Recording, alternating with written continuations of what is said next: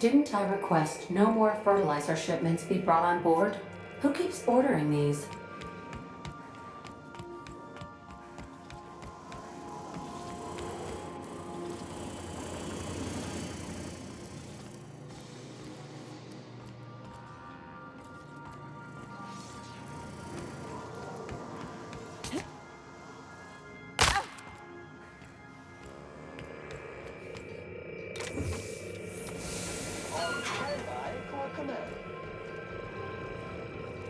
Hawthorne, if you're getting this, something's happened to me. Got mixed up in some shady business on Gorgon. Should've known better. But I landed on something big. And now this job's an itch I can't stop scratching. There's a whole research compound left of the Sprats. I think I'm close to figuring out why. But something dangerous is closer to me. Got the job through one Mini Ambrose. Top runger who just came into some money was offering a hefty bid card for qualified help. Trust me, her money's good. Talk to Minnie. Take the job.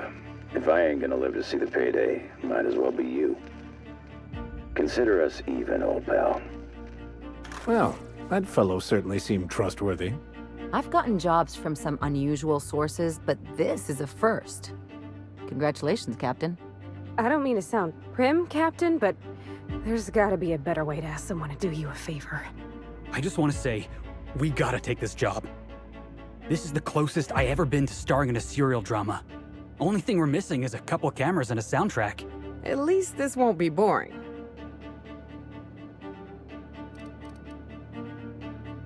Lucky Montoya owed Captain Hawthorne a considerable debt. I believe this is what humans refer to as payback.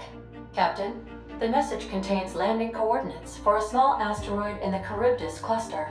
It was recently registered to a Wilhelmina Ambrose.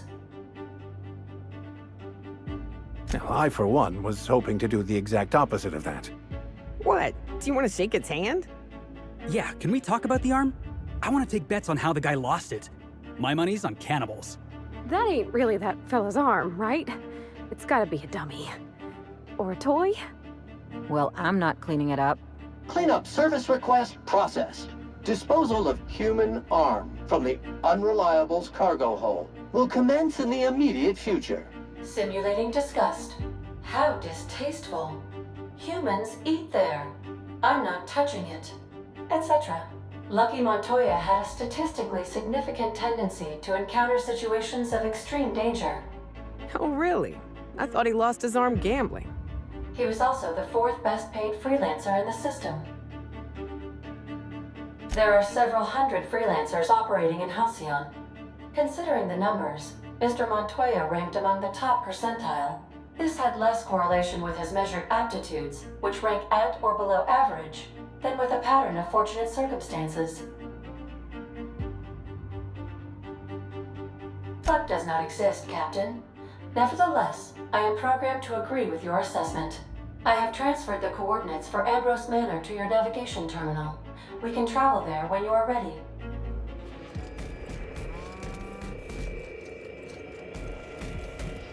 Hawthorne, if you're getting this, something's happened.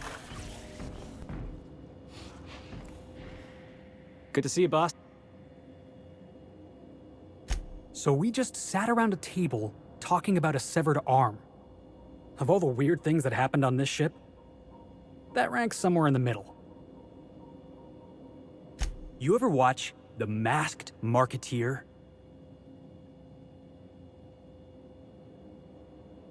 Boss, I'm going somewhere with this. Episode 5 of The Masked Marketeer. First appearance of a recurring villain. Big ol' galoot, built like one of those industrial-class garbage compressors. His name? Tiny. All right, I'll explain. Every adventure serial's gotta have a supporting character with an ironical name. It's a rule of the Genry. Masked Marketeer had a massive bruiser named Tiny, and we got ourselves a real unfortunate hullhead named Lucky. Coincidence? I think not.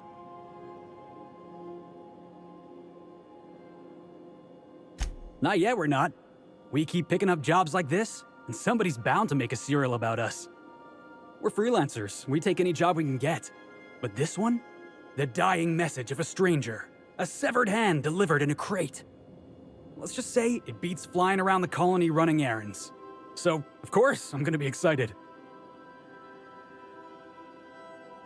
Hey, I get it. Gotta hand it to me. Severed hand. Haha, that's what you were going for, right? That wasn't what you were going for. Yep, I can tell by the way you're glaring at me. Hey, Cap. Sure. Right now, I'm feeling like a canid following a trail of treats. Like I'm being misled at best.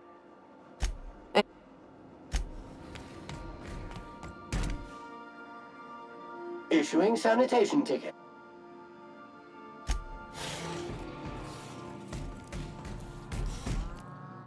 Something on your mind? If there's one thing you could say about Lucky Montoya, he was always at the center of a story. Guess this is fitting. Sure, like Ada said, he was a big name among freelancers. I met him at Lost Hope once. He was buying rounds for everyone and telling a story about one of his jobs. Pretty sure half of it was made up. Exactly. There was just something about Montoya I couldn't quite trust. He was always at the center of a room, and he slapped a lot of backs to stay there. Yeah. I'm trying to say that if he screwed this job up, that's on him. I still like our odds. He may have had a rep, but you're more capable than he ever was. Yeah, well, just remember that when we get paid. What's on your mind? From his arm? The decay makes it hard to tell. Could be a lot of things. Torn off by something with big teeth, torn off by something with big claws, torn off by someone with a moderately sharp blade. Or maybe he just got too close to heavy machinery. Sure. Something on your mind?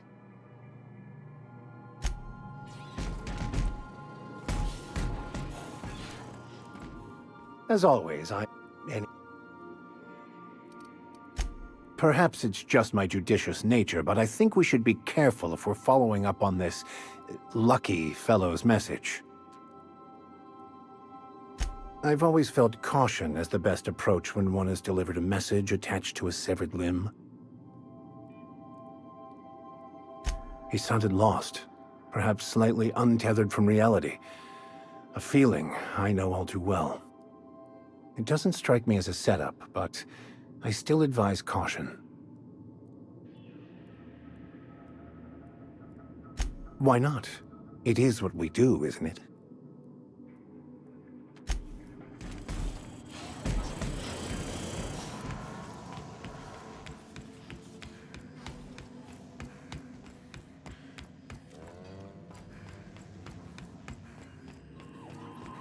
Welcome back. Take care.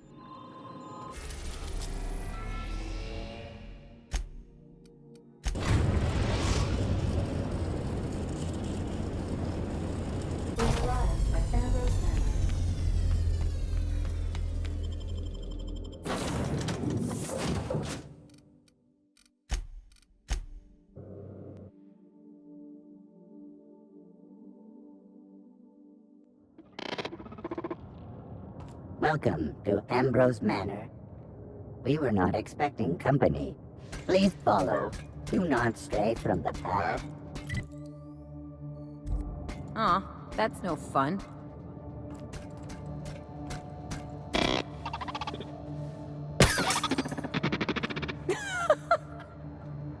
Gotta admit, that was kind of funny.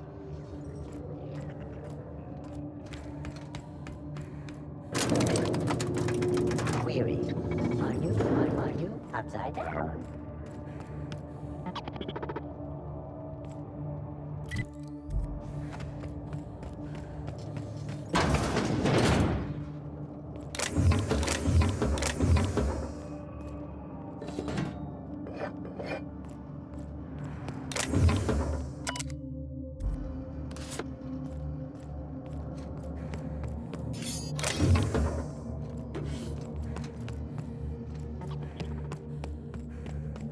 Playing, can't responsive.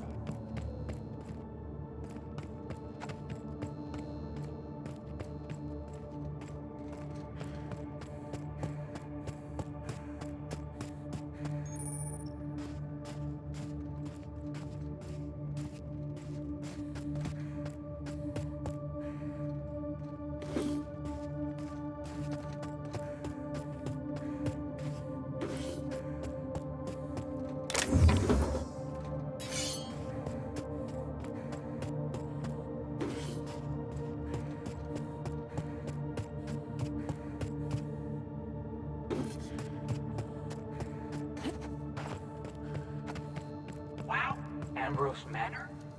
Hey, do you think it's haunted? I bet it's haunted. At the very least, there ought to be something worth stealing in there.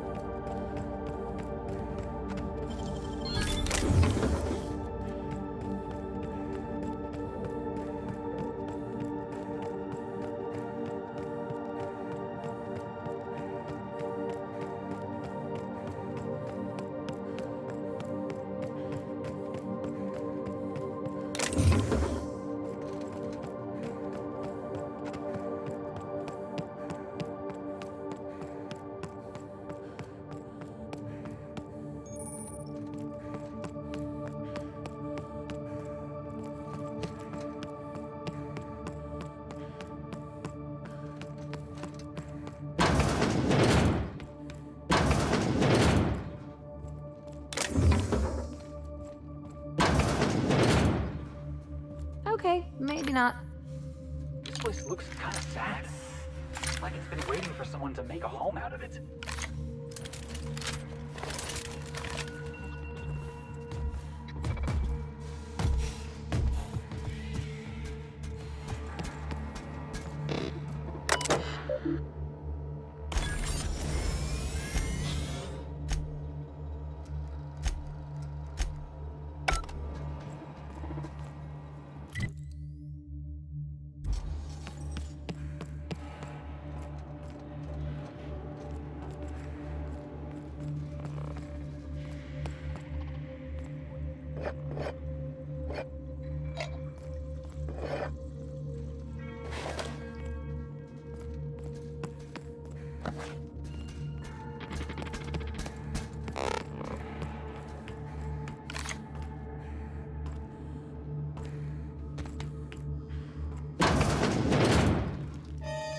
About this sort of thing once. Crawling around on my hands and knees inside a mansion, I mean.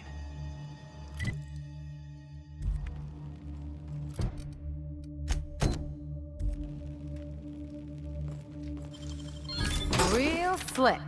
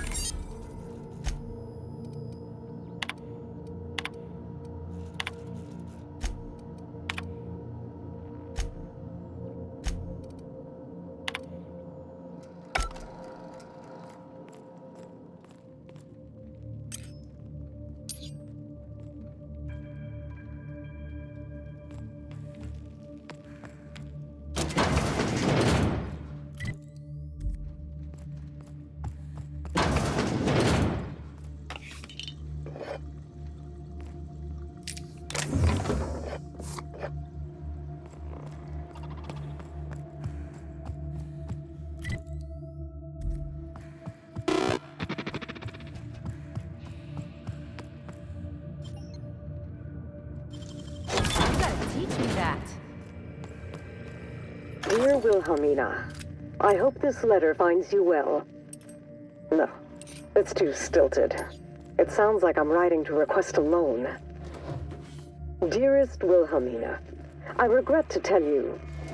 Law, no, that's worse. When have I ever called her dearest? She's my daughter. This should be easy. How can a mother not know how to talk to her own daughter? My love, I can no longer... For your safety, I must... Oh, hell. Even if she despises me for what I had to do, I should still be able to say goodbye. Minnie, I have to leave, and I don't intend to come back. I love you. I'm so sorry.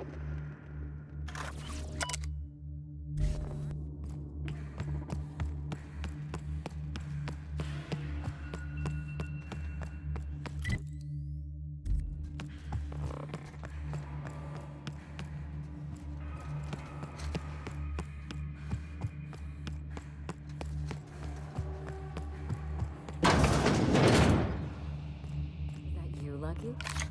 Huh? Apparently not. Join me for a drink, Miss whoever you are. So who the devil are you? You don't say. Well, make yourself at home, Captain. I'm sure we have much to discuss. Do you see that glowing chunk of space rock? That's Gorgon. My birthright. My burden. And the bane of my existence. I hate to drink alone, and this is my third. So join me in raising a glass. To Gorgon.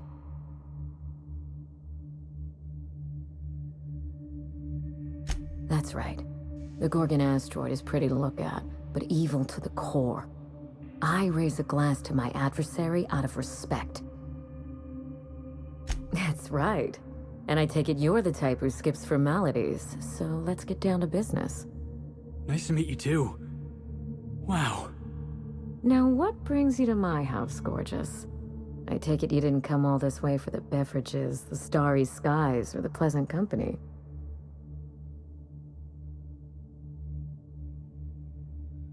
A severed arm?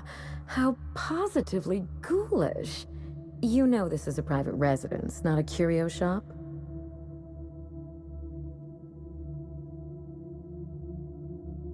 Really? Huh. Now this severed limb, did it have dark hair? Rugged knuckles? Chewed fingernails? A gunslinger's calluses? Aha! Mystery solved. I can only think of one man daring enough to jettison his extremities on my behalf. Lucky Montoya is my personal freelancer. Fascinating man. Very brooding and theatrical. Always staring into space and twirling a bullet over his knuckles. He's definitely not doing that anymore. I could do that. The staring into space part, I mean. I'm still working on the bullet twirling thing. But if something happened to him... Oh dear. I suppose that makes him my former freelancer now? I sent Lucky on a dangerous mission to the Gorgon asteroid. Whoever found his remains must have wanted to inform the next of kin. What a time for his luck to run out. We were in the middle of something grand, and I really can't afford another setback.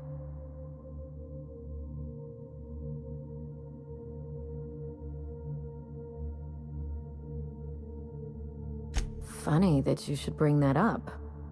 How would you like to be my new freelancer? There's been a recent vacancy, and I think you're well suited to the job. Remember, play hard to get. That's negotiation.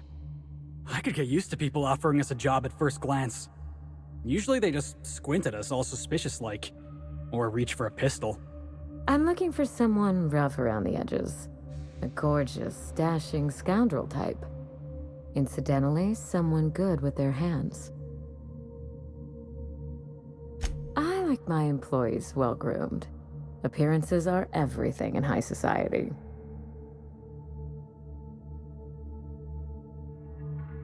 I'm looking for both. Remember, I'm rich enough that I can afford to be choosy. And I choose you, dear Captain. Allow me to lay out the facts, and you can decide for yourself if you want to be my chief investigator. My mother, Dr. Olivia Ambrose, worked for Spacer's Choice at the Gorgon Research Facility. She was brilliant, the top scientist in her field, until tragedy struck.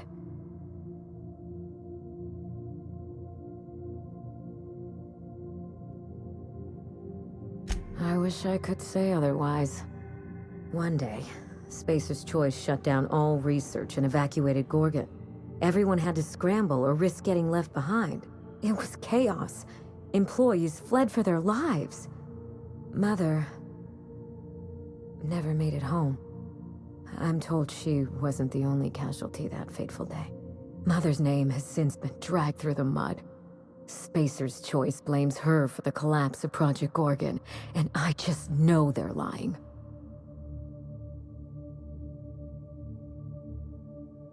Why, indeed? To cover up their crimes? To discredit someone who knew too much? I'm hoping you can find out for me. Mother would not have allowed Project Gorgon to fail. Something happened on that asteroid, and my family took the fall for it. I admired Mother, but we weren't close.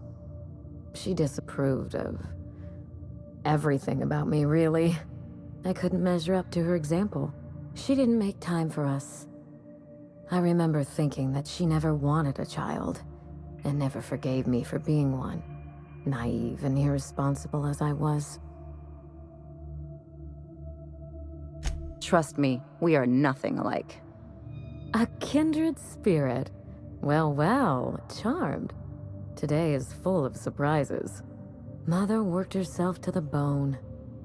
She wanted to make the colony a better place, no matter who or what got sacrificed along the way. She never spared a thought for those of us who cherished her, who suffered for her idea of progress. It was difficult on us, but not so difficult for her. Mother and Gorgon were made for each other. I had the misfortune to be stuck in the middle.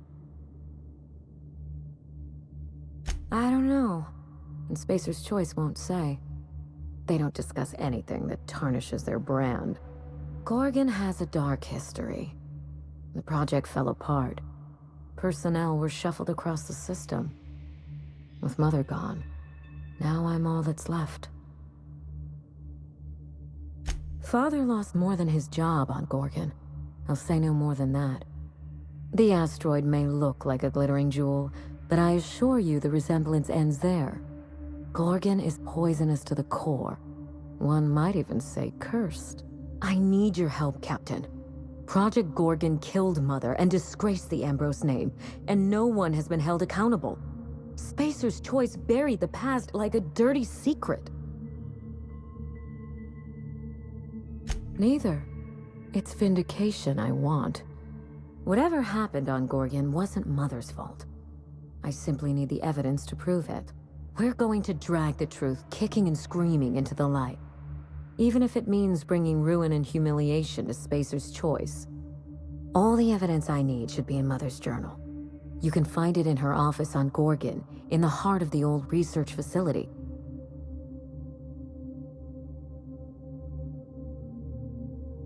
I admire your enthusiasm. This manor has echoed with my own we, and I can feel you breathing new life into the walls. When you reach Gorgon, pack a weapon you trust. The corporate lockdown hasn't stopped the wilderness from squirming in through the cracks. I've never understood why, but Gorgon is teeming with marauders. They almost seem drawn to sorrow and misfortune. Then there's the test subjects, those who survived anyway. Ravenous creatures left behind like so much salvage. I told him everything I've told you. Just the facts. Maybe a couple of harmless embellishments. Why?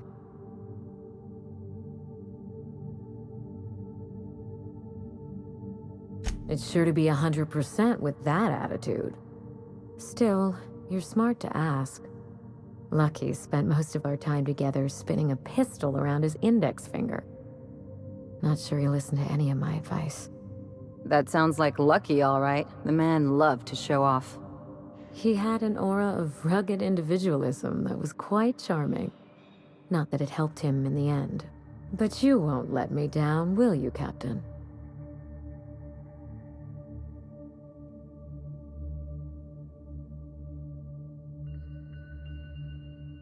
That's the spirit. There's a little saloon near Gorgon's landing pad, the Sprat Shack. Lucky was renting a room, so if you want to follow his trail, that would be the place to start. The Sprat Shack?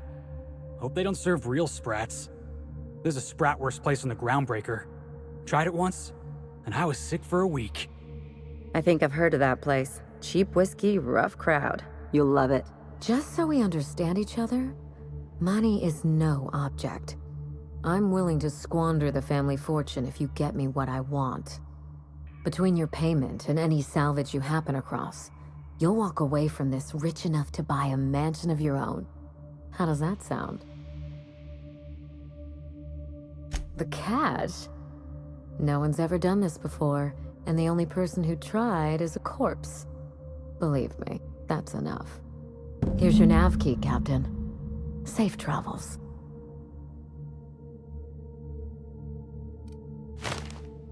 Spacer's Choice should be the one apologizing, but thank you. Sincerely. A word of advice before you go, Captain. Trust no one. Mother's office is in the heart of the Gorgon facility. You're free to salvage anything that isn't nailed down. I only want what's mine. It's not theft if she's giving us permission. Hey boss, what's our policy on getting to know our clients a little better? You think she'd appreciate some company? All right, I can do this. Here goes. Miss Ambrose? Must get awful lonesome up here all by yourself. What do you do for fun? 'Cause if you're interested, I've got the full set of Terran Monarch.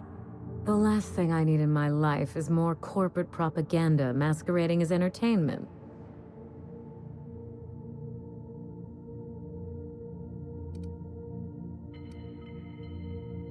He is? Oh dear. It's been a while and I'm out of practice. You seem very nice and very pretty. And I'm sure there's a wealthy heiress out there who'd be extremely lucky to run away with you. Alas, it isn't me. Are we in agreement? Hey, no problem. I figured it was worth a shot at least.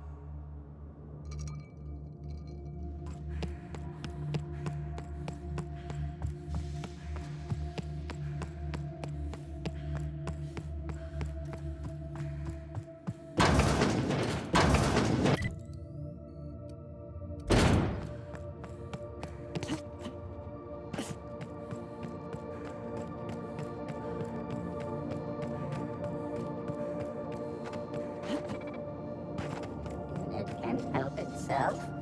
Please do not be concerned.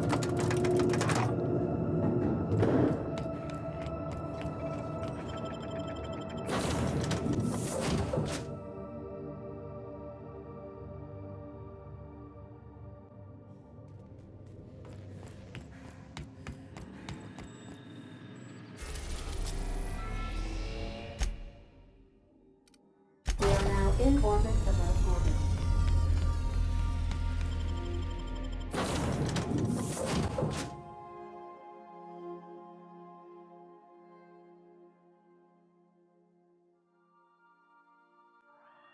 This ain't a proper serial adventure without a narrator. How about this? Our intrepid heroes stepped foot on Gorgon, and in the distance, a drinking establishment beckoned.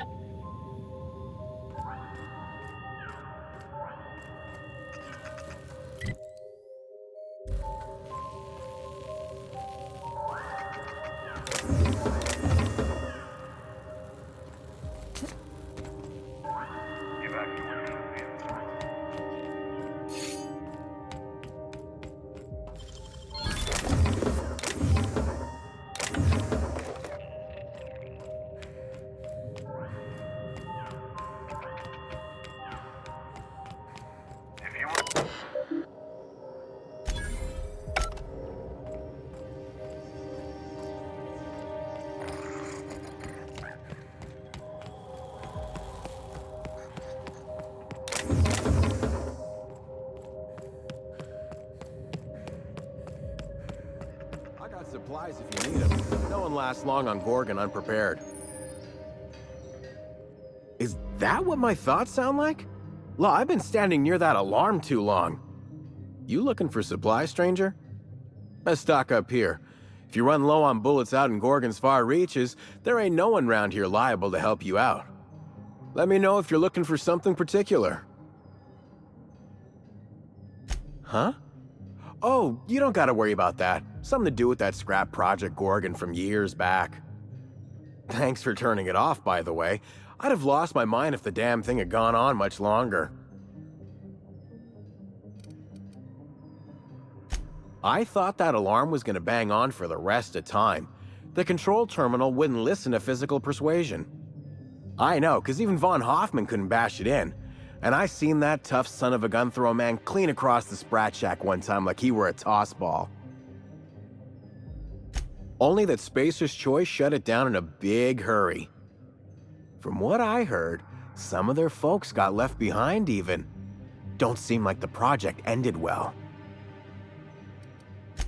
You mean you came out to this asteroid without knowing nothing about it? Me too. Heard it was wild here and couldn't resist. Trouble is, if you wander off to somewhere you oughtn't be, like way out in Gorgon's farthest reaches, odds are slimmer of your bits finding their way to my pockets. If you want my advice, stick close to the Sprat Shack, unless you fancy having your limbs torn off and eaten.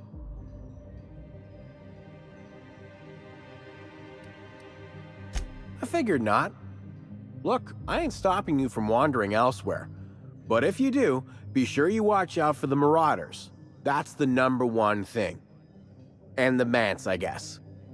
You watch out for Marauders, Mance, and Charles from accounting, and you'll probably be fine. Only the meanest Marauder on Gorgon, and also anywhere else. That man is crazier than a bag of canids and twice as likely to bite. He will bust your head open like an overripe mock apple if he so much as sees you. I ain't joking. He'll snap you in half like stale bread noodles. Sorry, been a minute since I last ate. Charles from accounting is like... Imagine if you took 3 of the most howling mad marauders you could find and mashed them together. That's Charles.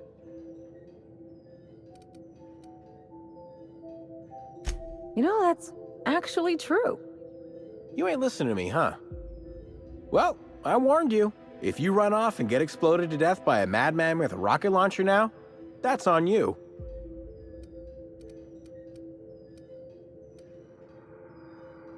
Sure, okay. He's got a rocket launcher. Couldn't say. He kills anyone who gets close enough to ask. Look, long story short, you do not fuck with Chuck. Best to avoid the Marauder camp entirely. That's my 2 bits on the matter. Found a pickaxe.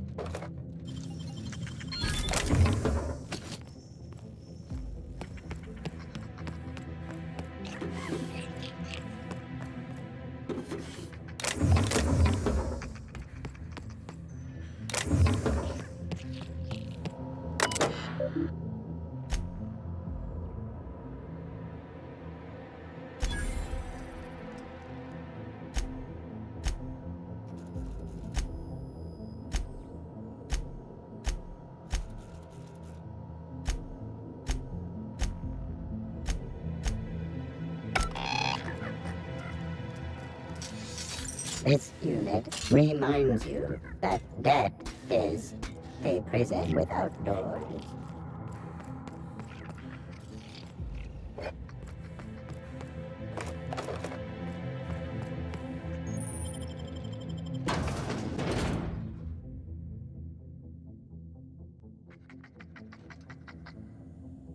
Come here. Let's have a chat. All right, inspection time. Look at my eyes for as long as you can without blinking. Starting now. Good. Look up. Now look down. You're doing swell. Now, name and occupation. Good enough for me. You're cleared to pass. That was a sanity check. If you had changed like the others, it'd be in your eyes. You'd also be drooling, cursing, and making a mess of the place. Welcome to the Sprat Shack. You can head on downstairs. Every day, salvagers and scrappers set out to comb the ruins and make their fortune. The ones who come back, they aren't always the same men or women who left. They change. Never for the better. First, they get real twitchy and paranoid, shouting at folks who aren't there. Then they smell like they soiled themselves, on account of how they soiled themselves. After that, they're gone. Nothing but animals wearing human skin. Seen it happen myself. It's never pretty. This is the Sprat Shack, the most remote watering hole in the system. Rule number 1, no fighting. Rule number 2, wipe your feet on the way downstairs. We're the only hospitable place on this rock. I want to keep it that way. That's why we have rule number 3. When people change, they stay outside, where they belong. Just don't ask. Bouncer, bodyguard, law enforcer. I make sure the Sprat Shack gets only the highest caliber of clientele. And I thought this place was gonna be fun. Highest caliber of what? Is he talking about guns? We get a lot of brand-loyal corporate types, and a lot of cutthroat freelancer types. Both sides have their share of dirty scoundrels. And I hate dirt. This is a sublight bar, so most of our regulars come to plunder the old labs. The facility's locked up behind miles of red tape, so progress is slow. A lot of time to drink and reevaluate, then venture out and try again. Something bad happened here. Spacer's Choice was developing chemicals. The kind with nasty side effects. Can this colony have one research facility developing something without horrible, face-melting side effects? Is that so much to ask? Marauders outnumber the rest of us 10 to 1. Either they came from Gorgon, or something draws them here. I don't know which is worse. This place is under a dark cloud, stranger. That's all I know. If you want the history of the Sprat Shack, talk to Lex behind the bar. Watch yourself out there.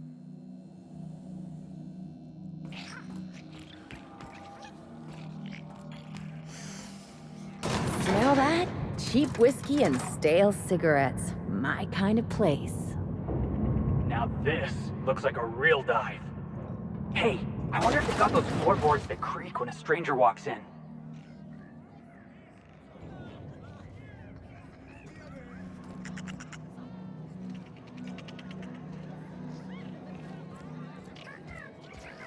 Welcome to the Sprat Shack.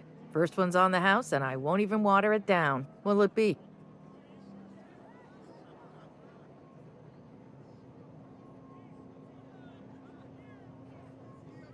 Bottoms up. I assume you're here for salvage. Even if I did, I ain't supposed to play favorites. Most of my regulars are sublight scavengers. They pick over the ruins of Gorgon, spend their earnings at the bar, and head back out the next day. Vicious cycle, but that's life. You're the first new face I've seen in a while. Spacer's Choice used to brew pharmaceuticals in these parts. That's why the asteroid smells like an old gym sock. They say Adrenatime came from here, just down the road at the old R&D lab. Very hush-hush back in the day.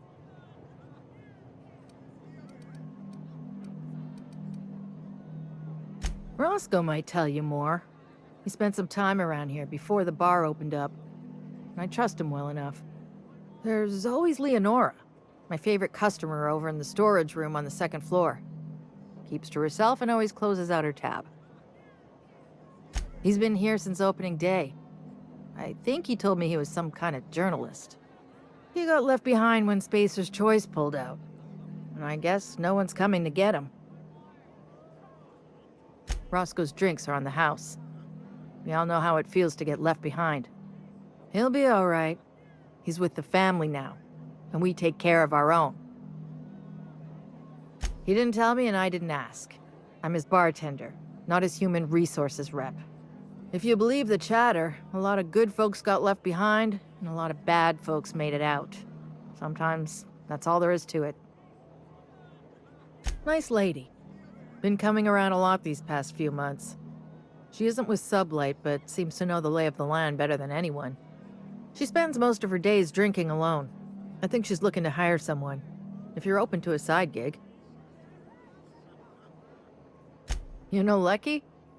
Small asteroid. Now that you mention it, I thought I saw those two sharing stories over a pint. Didn't think twice about it. I don't speak ill of the dead, but Leonora deserves better company. That Lucky was no good for her. Lucky? Sure, I knew him. He could get a little dramatic at times, but he was a good guy. Heard he took on a dangerous job. Spent a lot of time coming and going from the Office of Creative Incubation, just down the road. That's where the top rungers at Spacer's Choice came up with slogans and marketing. Lucky never told me why it was so important. Awful shame about what happened to him. You really want to hear my story? Law, most everyone around here is sick to death of it by now. Last I saw of Lucky was a few days ago. I went outside for a smoke and a stroll, and I saw this wild canid dragging a bloody limb. So I kicked the canid, scared it off. I'm an animal lover myself, but canids have temperament issues you just can't breed out. Get this, the canid was chewing on an honest-to-law human arm. Lucky's arm. I'm a bartender. Attention to detail is my middle name. Anyway, the arm was clutching a phonograph that mentioned someone named Alex Hawthorne. I did some poking around, and this Hawthorne has a reputation among the salvagers who frequent the bar. So I packaged up the arm nice and tidy and sent it care of the Halcyon Parcel Service. They even gave me a discount on the hazardous waste removal stamp. 3rd floor. Once I figured he wasn't coming back to pay his tab, I left his room unlocked to air it out. You can help yourself to anything you left behind. Fair warning, I've been letting the regulars use it for a quick lie down. Just wash your hands when you're done. Trust me. Yes and no. The Sprat Shack used to be a shipping and receiving warehouse during the old Project Gorgon days. When Spacer's Choice pulled their guys off-world, Sublight moved in to salvage what we could, and they put me in charge. Yes and no. We're doing a lot more than squatting. We're classing up the joint, keeping the riffraff outside where it belongs. They didn't even serve drinks until I arrived. Talk about wasted potential. Yes and no. Rumor has it there's a Sprat wandering around the Groundbreaker, and he's the legal owner of the Sprat Shack. Hagen's idea. See, Hagen didn't want a paper trail that led back to her, so she gave the bar to the Sprat. If there were any legal problems with this place, the Sprat would do the time. You know, they do something similar in Byzantium. Fancier system, but same idea. Hey, Sprats can be real dangerous. I once saw a Sprat cross a guy off. Well, not exactly. Guy I worked with choked on a Sprat bone while he was having his usual salt tuna for lunch. Anyway, that's what the paperwork says. I don't make the rules. I know there's paperwork backing it up. You put enough stamps and staples on anything, I'm pretty sure it's legal by default. The beautiful thing is, no one could tell Matt Sprat apart from an ordinary vermin. I think that's kind of the point, to send the authorities on a wild Sprat chase. Never thought about that. Shit, someone could have eaten my boss. As far as business arrangements go, this one's a head-scratcher, but They say it's all above board, so that's what matters. Yes. And no. Again, that one was Hagen's idea. She told me that speaking in vague terms keeps you out of trouble. And I don't want any trouble in my place. Thirsty people come and go from all over the colony. Mostly on the way to somewhere better. Some are well-connected. And not everyone pays with bits. That's how we get the unconventional goods anyhow. Sublight keeps us well stocked with the essentials, by which I mean booze. Name your poison.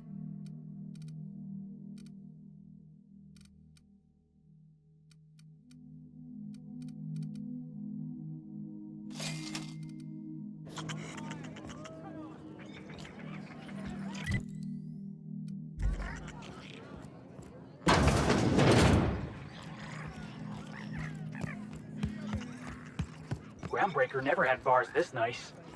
They got balconies and everything. I wouldn't get too close to that railing, just in case.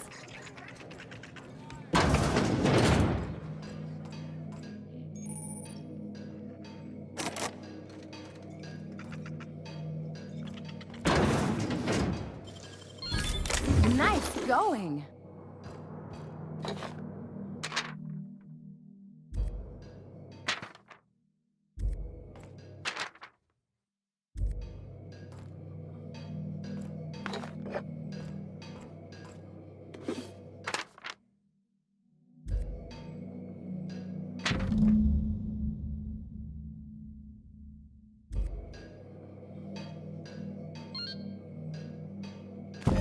Hey, marble! Oh, wait. Nope, that's a human eyeball. As a medical professional, I gotta say, that is very well preserved, and...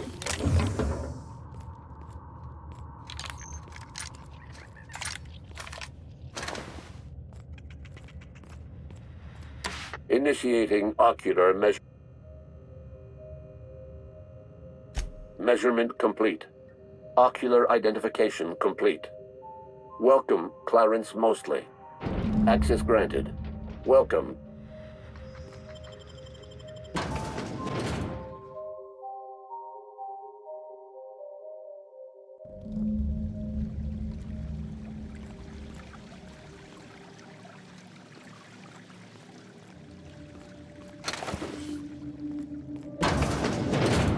You're telling me Spacer's Choice can build an office this pretty, but can't pay their workers a couple more bits?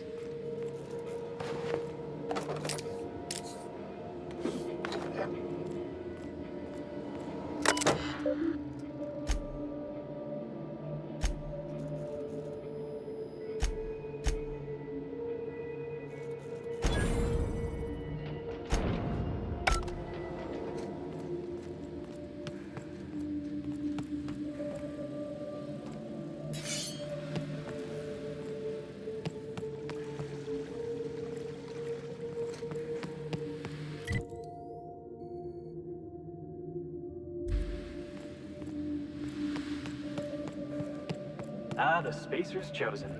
Lousiest team that ever did swing a tossball stick.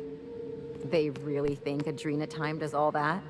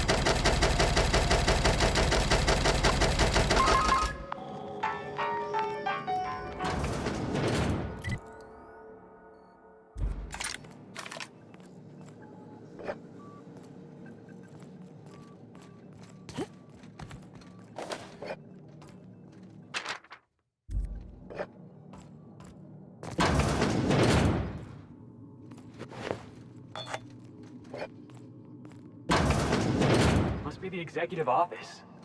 Excuse me while I leave muddy tracks all over the floor.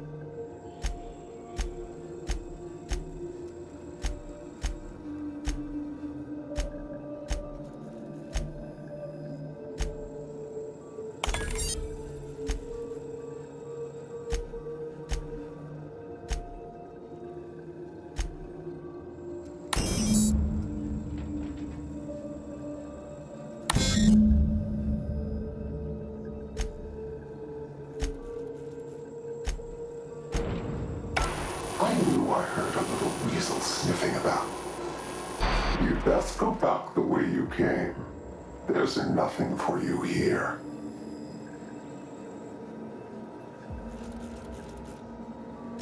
I understand that you think yourself a big hero here on a big, important job. The last one did too. But you've grossly misapprehended the situation here. This place is a graveyard. All that was done here should be forgotten and left to rot.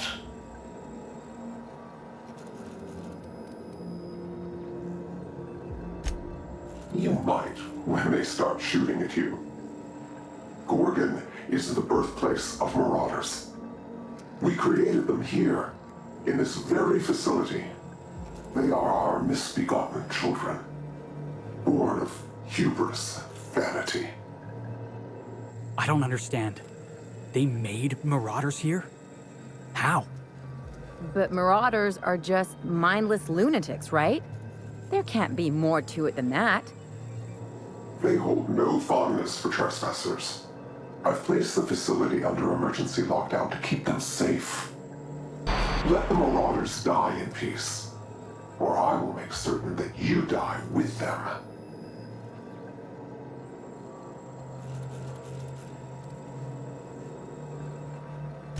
Back on the Groundbreaker, I heard stories.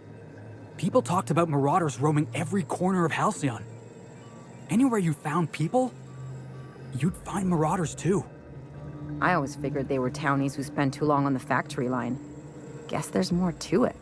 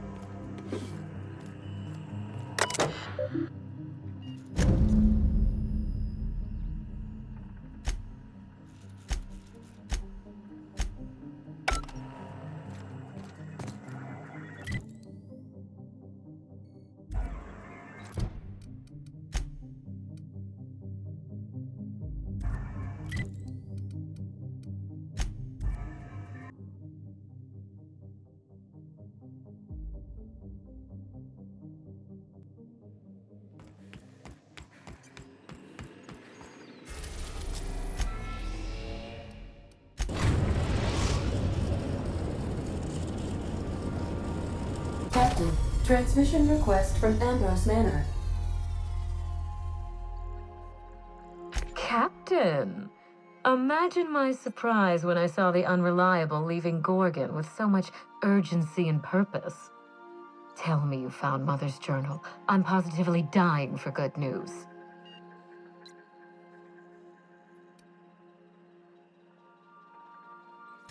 Someone?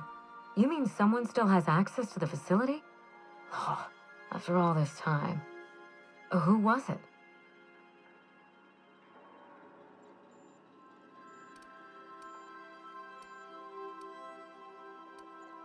Of course. They know you're on the case and they're scrambling to cover their tracks. Good thinking, Captain. Make sure you have eyes on the back of your head. I doubt we've seen the last of this human vexation. If I know Spacer's Choice, getting past the lockdown will be more complicated than just hitting a big red button. You'll need authorization, and layers of it.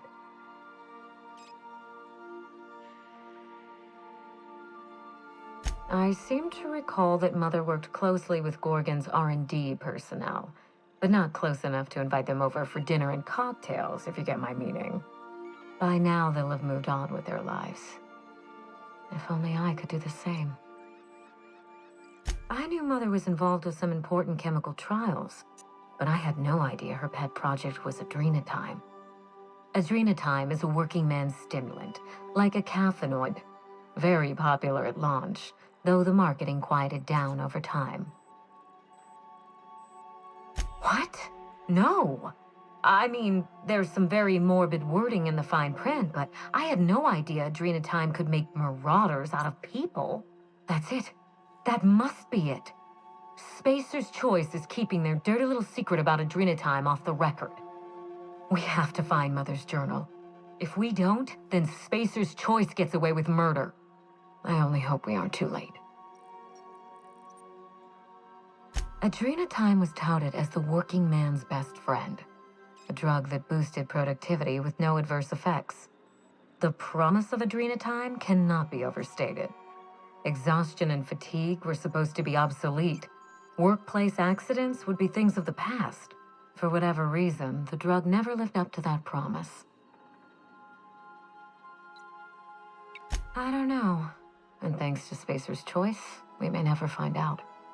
I know that I'd like to see a colony where the promise of adrenatime was fulfilled. And I doubt I'm the only one.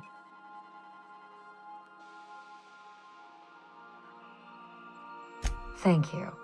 I certainly ought to know what I'm doing. I spent years trying to break into pharmaceuticals, professionally speaking. Mother wouldn't hear of it. She didn't think I had the wit to succeed in her line of work. Safe travels. If your leads give you any trouble, be sure and give them some trouble back, yes?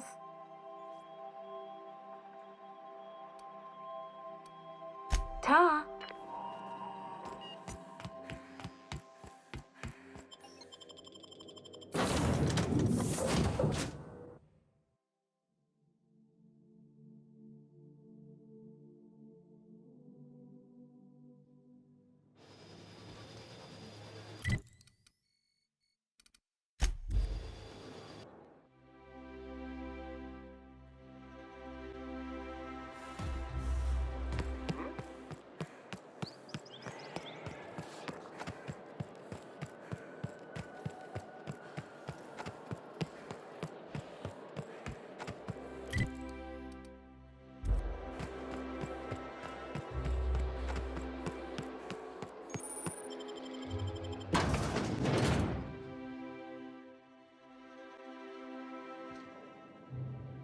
Hey, I know your face. You're wanted by the board. Wow. You're a living, breathing outlaw. That is, until security outside gets their eyes on you, but let's not spoil the moment. If you're here for the annual Canid review, I'm afraid it's already over. Only thing going on behind those doors is good, old-fashioned lawful behavior. This greeting constitutes your confidentiality agreement. You hereby agree not to disclose the location or existence of these events. Thank you for cooperating. Exactly. You do catch on fast. Now then, how can I help you? We find that our clients enjoy the appearance of participating in illegal activities. Secrecy contributes to a feeling of indecency. This kind of thing's pretty common. Bijou's used to do a prison-themed night. Served fish sticks with tartarus sauce. Oh yeah. Prison-themed night was the best. Plus, they gave away limited edition designer handcuffs. The Musgrave family collection was intended to be a gallery of fine art. And here we are, using this place to practice semi-legal canid shows. scandalous, isn't it? That's privileged information. I really shouldn't tell you.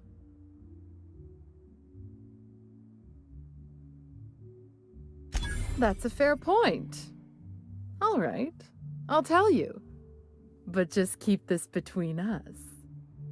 The Musgraves own one of Earth's largest private collections of art and literature. They were going to have the entire collection shipped all the way to Halcyon. Unfortunately, that collection never arrived. We haven't heard anything from the delivery convoy, and there's some purely hypothetical concern that the collection might be, well, I was going to say indefinitely delayed by unforeseen and unknowable circumstances, but yes, let's go with that. Anyway, that's as much as I... Mr. Mostly is indeed attending our event, although I am disappointed to discover he did not officially enter his canid Laplace into our competition. You should find Mr. Mostly just inside the prep room. Head inside and take the door to your left.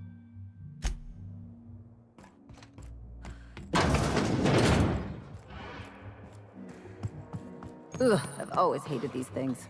Basically sprats with an attitude. I don't suppose you've any formal training in canid husbandry. I really am at my wit's end. It's my little Anubis, you see. He's listless and miserable. I simply don't know what to do about his condition. Oh, naturally. All our canids are named after the legends of the old pharaohs. Family tradition, you see.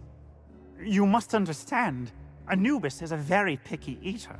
He dines exclusively on Terra 2 Saltuna, none of that rubbish from Monarch.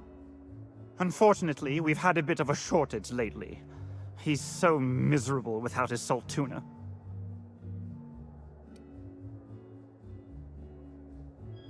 Yes, perhaps you're right. I suppose I have been pushing Anubis a little too hard. I have an automechanical servant to praise me when I feel out of sorts. My canid deserves the same treatment. Yeah, look out. That's what they do just before they piss everywhere. Oh, I think he likes you, boss. Can we keep him? I'll be sure to raise a glass of Rizzo's Spectrum Violet for your timely assistance. I think I would have preferred primals over canids, but there's always next year.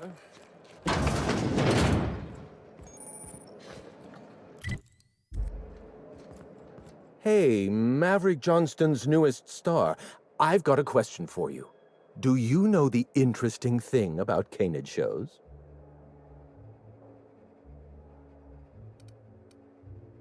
Oh, but there is, if one possesses an eye for statistics.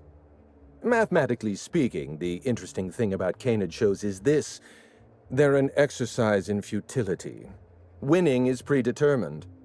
Over time, the inevitable trend is that the race goes to the swift. Time and chance are just statistical outliers. In other words, if you put enough canids through enough trials, the one with the most optimal attributes generally wins. Exercise in futility. Oh, goodness, no. Not at all. I'm an actuary, you see. Well, not entirely. The actuarial sciences are more of a passion than a profession. So I suppose that makes me, mostly, an actuary. That's a bit of a family joke. I'm Clarence Mostly. Yes, that's us. Mostly oak trees, too. My grandfather invented them, you know. Well, no, he didn't invent mostly oaks, but he did purchase the naming rights back during the terraforming days. It's essentially the same thing. Oh. Then you're not here about my monograph. It's true, I was involved with Project Gorgon, but that chapter of my life is long since closed. Listen, I don't know what you want with Gorgon or with me, but let me give you some free advice, Let the past go. Live in the moment. Enjoy the party.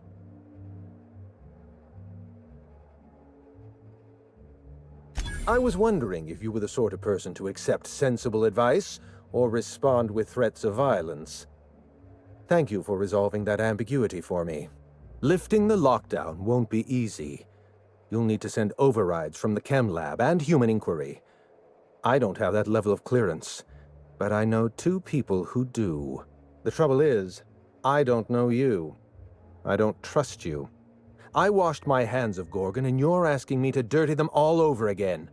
I'm going to need a good reason. Right, of course. Thank you for reminding me. Point well taken. I want a favor from you. Do something for me, and I'll do something for you. That way we don't have to rely on mutual trust. A grand prize trophy to the Canid Review. I want it in my hands. Get me that trophy, and I'll give you the remaining researchers. Names, locations, as much information as I have. My Canid, Laplace, is statistically superior to every other Canid in this review. Better average sprinting time, superior gait coefficient, optimal anatomical symmetry.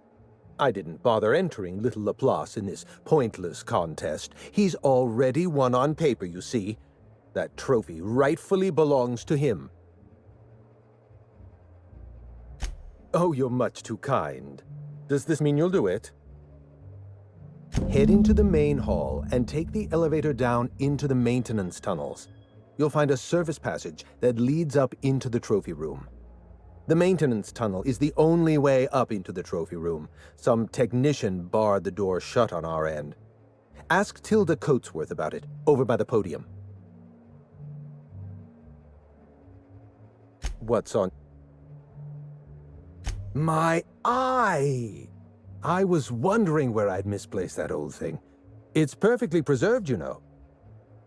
Every eye possesses unique dimensions, not unlike a fingerprint.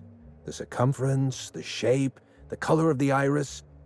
An eye makes excellent proof of identification, assuming you don't mind removing one.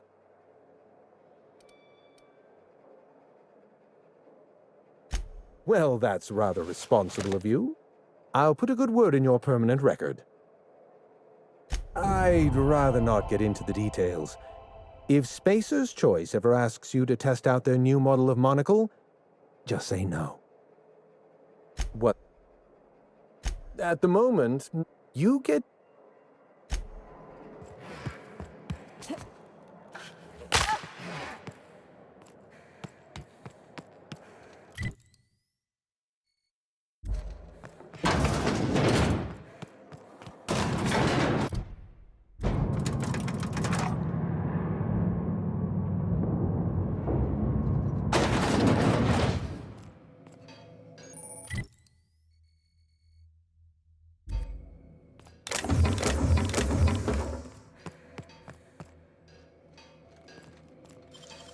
How'd you do that so fast?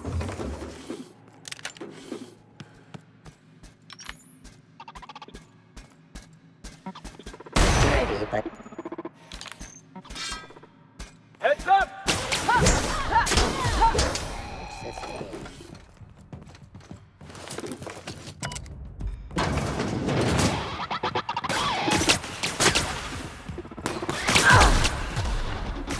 Ready for more?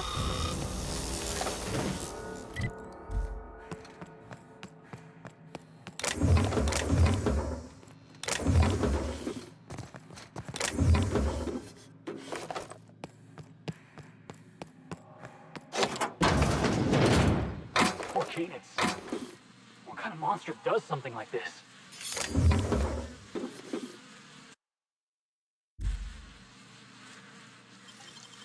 It's all the wrist.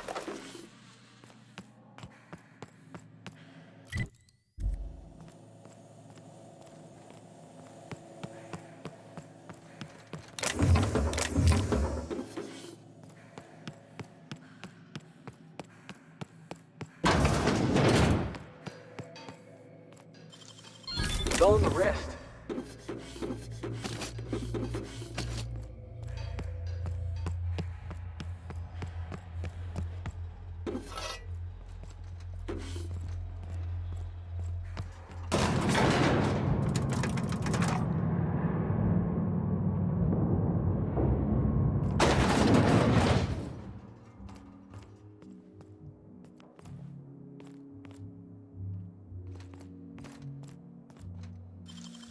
You got nimble fingers, Captain.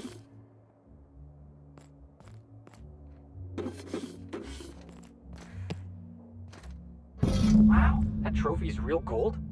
Oh, I figured there'd be chocolate inside.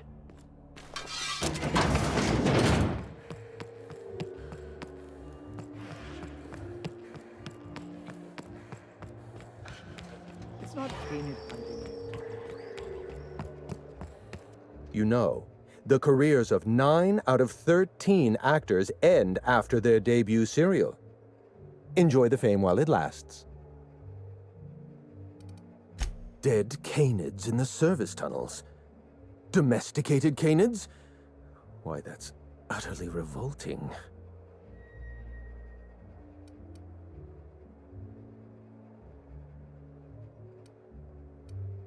Frankly, it doesn't matter to me if they were domesticated or feral. Feral canids are like the unemployed. Their existence implies the need for a loving master. Every canid, regardless of their physical attributes, is a companion to their master. To kill a companion is a profound and unforgivable breach of trust. I'm glad I chose not to participate in this loathsome canid review. I will, however, take their trophy. My trophy! Look at this thing! Have you ever seen a more garish monument to the boredom of the elite? If only Grandfather Mostly were alive today, I would have loved to wave this trophy right in front of his cataracts. I hope you won't take it personally when I say I had my doubts about you. Nothing ever gets done in Byzantium, you see. Competent work is, well, a statistical anomaly. Lifting the emergency lockdown requires overrides from the Chem Lab and Human Inquiry. Access to those facilities requires authorizations from 2 senior-level researchers, Marion Blakesley, Jasper Lowe. They went into hiding after the project collapsed, but I've managed to calculate their last known whereabouts within a reasonable margin of error. I see you're familiar with my technique. I'd love to show you my numbers, but there aren't nearly enough napkins in this room. After the project shut down, I had to keep my mind occupied. I worked on my actuarial tables, calculated the average lifespan of a Spacer's Choice worker, that sort of thing. I realized some of the researchers had to be alive. I ran some numbers, did a little research, and concluded that the 2 most likely survivors are Marion Blakesley and Jasper Lowe.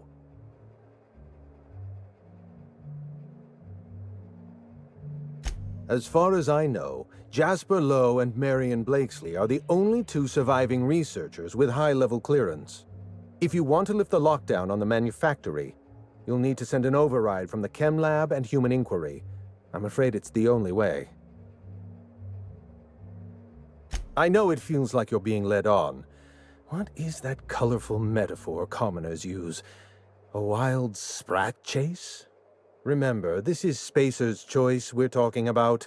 Their security protocols are just as inefficient and frustrating as their manufacturing. I'll tell you what I can. Dr. Marion Blakesley supervised the Human Inquiry and Auditing Facility. Live subjects, measuring tape and syringes, that sort of thing. Someone sabotaged the facility. Blakesley tendered her resignation and vanished. I'm reasonably certain she's hiding in a maintenance bay on Groundbreaker. Well, with Spacer's Choice equipment, who even knows? Dr. Blakesley tendered her resignation lawfully, but under suspicious circumstances. If you want to know more, you'd best ask her yourself.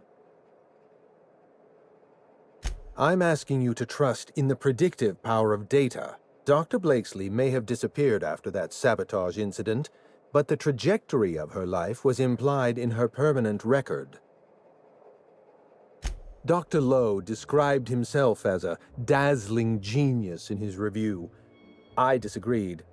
Of the 19 criteria that constitute the rubric of genius, Dr. Lowe only met 15. After the project shut down, corporate traded him off to Anti-Cleo in exchange for 5 lab coats. He's been transferred to an orbital lab around Olympus. No, Captain. Lab coats, as in scientists. Is your captain always this dense? How are you all still alive? I live for risk. Let's get back on topic. You'll find Dr. Lowe in an orbital lab around Olympus.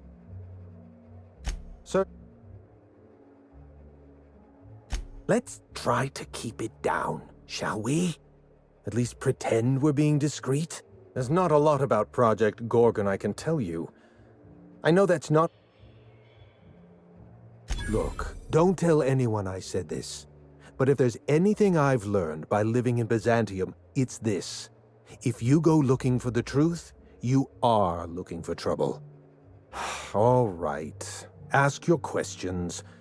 And then if you don't mind, don't mention Project Gorgon anywhere near me again.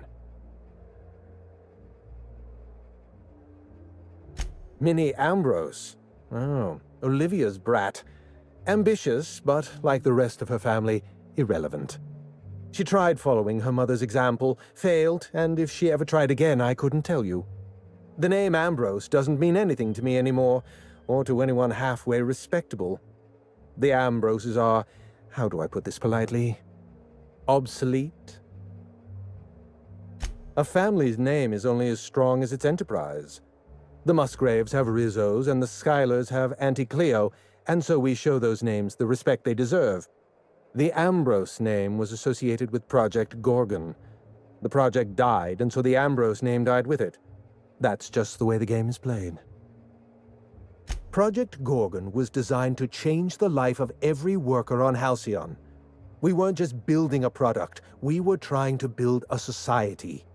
How many workers call Halcyon their home? What do they eat and when? How long do they sleep? How hard do they work? What are their most productive years? When do their organs begin to fail? That's the nature of my work. I study human life in order to determine its value. Jewelers appraise diamonds, and I appraise people. Of course you can. You can break the entire universe down into numbers and statistics. Human beings are as much a part of the universe as weather patterns and orbital mechanics. It's complicated. I'll be honest, I didn't join Project Gorgon because I wanted to satisfy my intellectual curiosity. I was courting the daughter of a Spacer's Choice family. We were a mathematically congruent match, you see. I had the proofs all written out and everything. Everything. Every project has a margin of failure. We expect setbacks, complications, delays.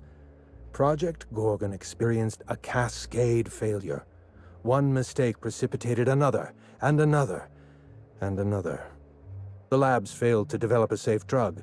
Human Inquiry failed to perform their tests responsibly. An unsafe drug tested on unhealthy subjects by irresponsible supervisors. That's Project Gorgon.